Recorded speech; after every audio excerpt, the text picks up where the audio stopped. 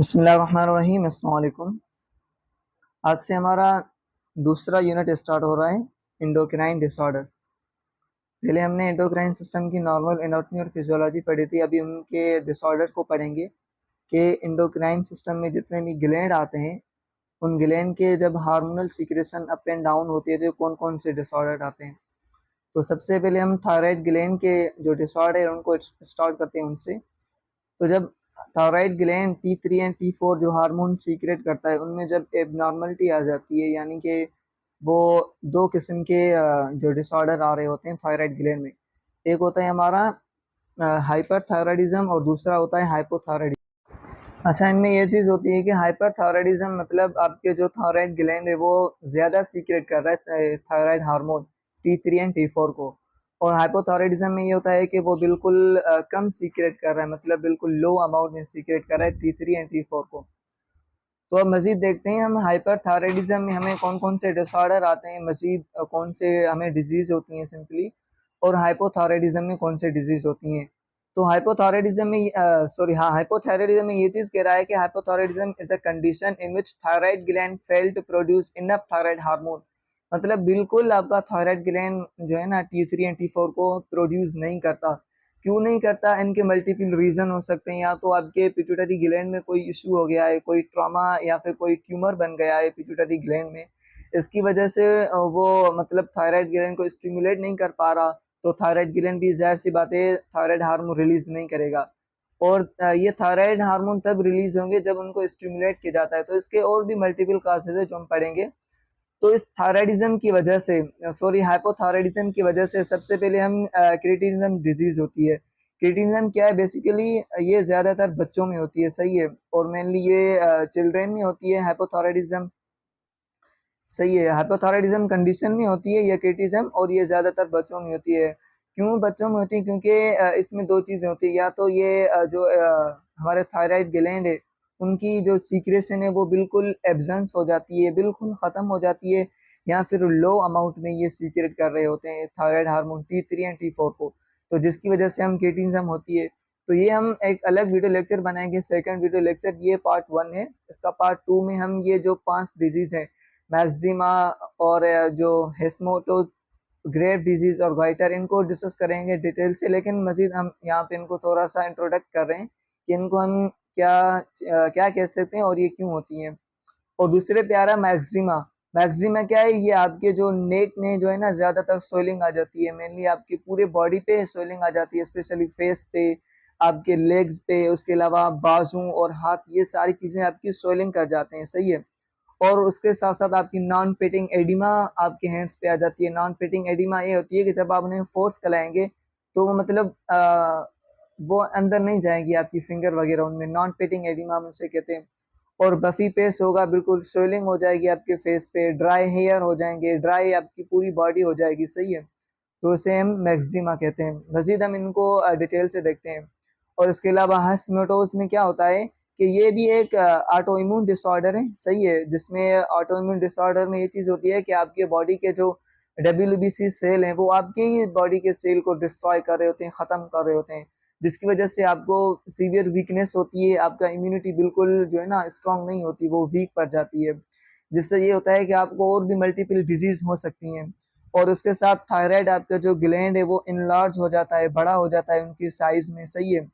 और इसके अलावा जो थायराइड ग्लैंड में मतलब एक तो उसमें इनलार्ज हो जाता है, दूसरा ये डिसऑर्डर मतलब हो जाती है, इसमें डिस्ट्रॉय हो जाता है थायराइड ग्लैंड।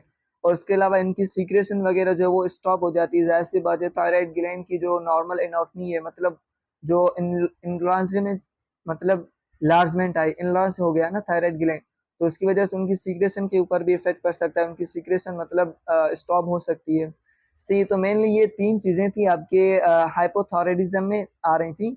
हमने इनका शॉर्ट इंट्रोडक्ट किया। अब जब सेकंड पार्ट में हम इनके डिटेल से पढ़ेंगे, इनके क्या सिम्टम्स हैं, ये हमें क्यों होती है और हमें इनसे किस तरह मतलब प्रिवेंट कर सकते हैं, तो ये चीज़ हम नेक्स्ट वीडियो में बताएंगे। मजीद यहाँ पे हम जो थायराइड ग्लैंड है उनके सिम्टम्स को देखेंगे और उनकी मेडिकेशन को देखेंगे। फिर अगर हम हाइपरथायराइडिज्म पे आए, तो हाइपरथायराइडिज्म में क्या होता है कि ये भी कंडीशन है। यहाँ पे क्या होता है कि caused by too much thyroid hormone, hypothyroidism is caused by too much thyroid hormone, मतलब ज्यादा सीक्रेट होता है आपका जो T3 और T4 है। मतलब यहाँ पे जो है ना थायराइड स्टॉर्म भी हम कहते हैं, मतलब आपके थायराइड ग्लैंड को बूस्ट किया जाता है कि ज्यादा T3 या T4 हार्मोन रिलीज करे। इनके भी मल्टीपल काजेज हैं। यहाँ तो मतलब आपके पिट्यूटरी ग्लैंड से मतलब जल्दी जल्दी जो है ना स्टिमुलेट आ रही है, या फिर थायराइड ग्लैंड में कोई इशू हो गया जिसकी वजह से वो ज्यादा हार्मोन सीक्रेट करता है। तो इसकी वजह से एक तो आपको ग्रेव डिजीज होती है और दूसरा गोइटर होता है। ग्रेव डिजीज क्या है? ये भी बेसिकली ऑटो इम्यून डिसऑर्डर है, और इसमें ये होता है कि आपकी बॉडी में स्वेलिंग आ जाती है, आपकी आंखों की जो आंखें हैं ना वो बाहर निकल आ जाती हैं, सही है। और इसके अलावा आपका वेट लॉस हो जाता है, आपको डेजीनेस फील होती है, आपकी बॉडी के ऊपर ड्राइनेस हो जाता है। तो ये सारी चीजें आपको कहाँ पे मिलती हैं? ग्रेव डिजीज में मिल जाती हैं। और इसके अलावा गोइटर, गोइटर के दो टाइप होते हैं। एक होता है मतलब टॉक्सिक जिसे हम कहते हैं गोइटर, और दूसरा होता है नॉन गोइटर मतलब नॉन टॉक्सिक, सही है।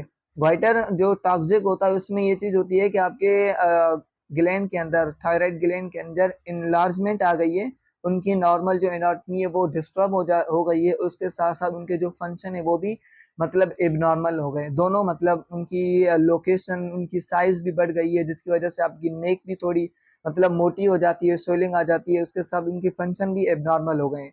ये होता है गोइटर, जो कि टॉक्सिक हम कहते हैं। दूसरी मतलब टाइप है इसका नॉन गोइटर, जिसे हम नॉन टॉक्सिक कहते हैं। उसमें ये होता है कि आपके जो थायराइड ग्लैंड के नॉर्मली सीक्रेशन होती है हार्मोन की, वो नॉर्मल चल रही होती है, सही है। उनकी मतलब फिजियोलॉजी पे कोई इफेक्ट नहीं आता, सिर्फ उनकी एनाटॉमी पे इफेक्ट आता है कि उनमें स्वेलिंग आ जाती है, आपका नेक जो है ना वो बिल्कुल स्वेलो हो जाता है, और इसके साथ साथ उनके जो हार्मोनल सीक्रेशन है वो बिल्कुल नॉर्मल होते हैं, और उनकी एनाटॉमी में सिर्फ डिफॉल्ट आ जाता है, सही है। अच्छा, फिर अगर हम इसको देखें कि हाइपोथायराइडिज्म में क्या होता है कि डिक्रीज T3 और T4 डिक्रीज हो जाता है। फिर इंक्रीज TSH मतलब थायराइड स्टेबुलेटिंग हार्मोन इंक्रीज हो जाता है। क्यों इंक्रीज हो जाता है? क्योंकि T3 और T4 को प्रोड्यूस करे, उनमें डिक्रीजमेंट आ गई थी तो उनको इंक्रीज करवाए, सही है। अब इनके काजेस देखते हैं हम हाइपोथायराइडिज्म के। एक तो हेस्मेटोस डिजीज जो हमने पढ़ा, मतलब ऑटो इम्यून डिसऑर्डर है, थायराइड ग्लैंड के जो सेल हैं उनके ऊपर मतलब अटैक करते हैं ये WPC। एक तो ये रीजन हो गया, ठीक है, जिसकी वजह से हाइपोथायराइडिज्म होता है। दूसरा लो डाइटरी आयोडीन, मतलब आप जो डाइट ले रहे हैं उनमें आपकी बॉडी के अंदर जो आयोडीन मतलब जितनी मिकदार में आपको लेनी चाहिए आप उतनी नहीं ले रहे हैं, आप लो अमाउंट में ले रहे हैं, सही है। तो ये भी एक काज है। उसके अलावा पिट्यूटरी ट्यूमर, आपके पिट्यूटरी ग्लैंड में कोई ट्यूमर हो गया है, कोई मतलब क्या कहते हैं एबनॉर्मलिटी आ गई, जिसकी वजह से वो TSH रिलीज नहीं कर पा रहा, ताकि आपका जो हार्मोन है वो स्टिमुलेट कर, अच्छा ठीक है, ताकि मतलब आपके थायराइड ग्लैंड को जो है ना वो स्टिमुलेट करें। उसके बाद आता है थायरोडेक्टोमी, मतलब आपके सर्जरी की वजह से थायराइड ग्लैंड को ही कट करके बाहर निकाल दिया गया, तो उसकी वजह से भी हो सकता है। और इसके अलावा radiation treatment of the thyroid gland, मतलब आपके थायराइड ग्लैंड के ऊपर रेडिएशन ट्रीटमेंट की गई हो तो उसकी वजह से भी उनके हार्मोनल सीक्रेशन के ऊपर भी इफेक्ट पड़ सकता है कि वो अपने हार्मोन सही तरीके से रिलीज ना कर पाए। फिर अगर हम सेप्टम्स की बात करें, साइलेंट सेप्टम्स की, कौन से इसमें सेप्टम्स आते हैं? तो उसमें एक तो लो टेम्परेचर हो जाता है आपकी बॉडी का, बिल्कुल डाउन हो जाता है आपकी बॉडी का टेम्परेचर, कोल्ड इंटॉलरेंस, आप जो है ना ठंड बिल्कुल बर्दाश्त नहीं कर पाएंगे, सही है। आपका हार्ट रेट भी डाउन हो जाएगा, लो मूड, आप मतलब डेजी फील करेंगे, कोई मतलब आपके फीलिंग जो है ना डेजीनेस वाली होगी। और इसके अलावा लो एनर्जी, आपकी बिल्कुल इम्यूनिटी वीक हो जाएगी, आप खुद को कमजोर फील करेंगे, सही है। और उसके बाद आप डिप्रेशन में आ जाएंगे। लो GI मोटिलिटी, कॉन्स्टिपेशन, आपकी जो GI मोटिलिटी है, सही है, पेरास्टाल्सिस मूवमेंट हो रही होती है हमारे बॉडी में, वो भी स्टॉप हो जाएगी, बिल्कुल स्लो हो जाएगी, जिसकी वजह से चांसेस हैं कि आपको कॉन्स्टिपेशन हो सकती है, ड्राई स्किन हो सकती है आपको। उसके अलावा वेट गेन हो सकता है समटाइम, लेकिन ज्यादातर वेट लॉस भी हो सकता है। और उसके अलावा पफी फेस होगा आपका, मतलब एक मोटा आपका जो है ना फेस बन जाएगा। और इसके अलावा एमेनोरिया या फिर ओलिगोमेनोरिया, ये अगर फीमेल में ये इशू आ रहा है हाइपरथायराइडिज्म का, तो उसमें एमेनोरिया यानी कि उसकी जो मेंसेस हैं वो बिल्कुल स्टॉप हो जाएंगे, या फिर ओलिगोमेनोरिया वो मेंसेस बढ़ जाएंगे, सही है। तो ये सिंपली साइन एंड सिम्टम्स हैं आपके हाइपोथायराइडिज्म में। मजीद यहाँ पे भी आप दे सकते हैं, हेयर लॉस हो गया, फटीज और low heart rate, weight loss, menstrual changes जो मैंने कहा, और इसके अलावा sore muscles and joint pain हो गई आपको, dry skin, constipation, high cholesterol, मतलब आपके हार्ट जो कार्डिक इशू है वो भी हो सकते हैं। और उसके अलावा गोइटर जो मैंने बताया, फीलिंग कोल्ड, ये सारे सिम्टम्स आपको हो सकते हैं हाइपोथायरायडिज्म में। सही है। फिर अगर हम ट्रीटमेंट की बात करें कि हाइपोथायरायडिज्म में आप किस तरह ट्रीट कर सकते हैं, तो सबसे पहले आपने ऑब्जर्व करना है if your goitre is small does not change problems, मतलब अगर आपका गोइटर बिल्कुल स्मॉल है, उनमें कोई चेंजेस नहीं आए, जैसे मैंने कहा ना कि एक गोइटर होता है और दूसरा नॉन गोइटर होता है। तो अगर आपको गोइटर ही मतलब आपकी इंटरनल हार्मोनल सीक्रेशन बिल्कुल सही है, तो आपने क्या करना है, काज प्रॉब्लम एंड योर एंड अच्छा यहाँ पे कह रहा है and your thyroid function normally, मतलब आपके जो थायराइड फंक्शन है वो नॉर्मल चल रहे हैं, सही है। Your doctor may suggest wait and see approach, मतलब आपका डॉक्टर आपको यही कहेगा कि आपने थोड़े वेट करना है, हो सकता है ये अपने नॉर्मल जो है ना एक्टिविटी पे आ जाए, थायराइड ग्लैंड जो स्वेलिंग वगैरह हो गई है वो बिल्कुल लो हो जाए। लेकिन अगर ये चीज नहीं हो सकती फिर हम मेडिकेशन की तरफ जाते हैं। मेडिकेशन में ज्यादातर लिवोथायरक्साइन मेडिसिन होती है जो हम ले रहे होते हैं। ये हम क्यों रहते हैं, क्योंकि hypothyroidism usually treated by taking daily hormone replacement tablet levothyroxine. ये एक टैबलेट आती है जो हमने मतलब अपने T3 और T4 के मेंटेन करने के लिए लेते हैं। Levothyroxine replace the thyroid hormone which your thyroid does not make enough, मतलब ये उनको रिप्लेस करती है, T3 और T4 को मेंटेन रखती है, जो कि थायराइड ग्लैंड रिलीज नहीं कर पा रहा होता। तो यही मेडिसिन ले रहे होते हैं। You will initially have regular blood tests until the correct dose of levothyroxine is reached, और आपने ये मेडिकेशन लेनी होती है और उसके साथ में आपने ब्लड टेस्ट भी करवानी होती है कि आपके बॉडी के अंदर T3 और T4 कितने मतलब मिकदार में है।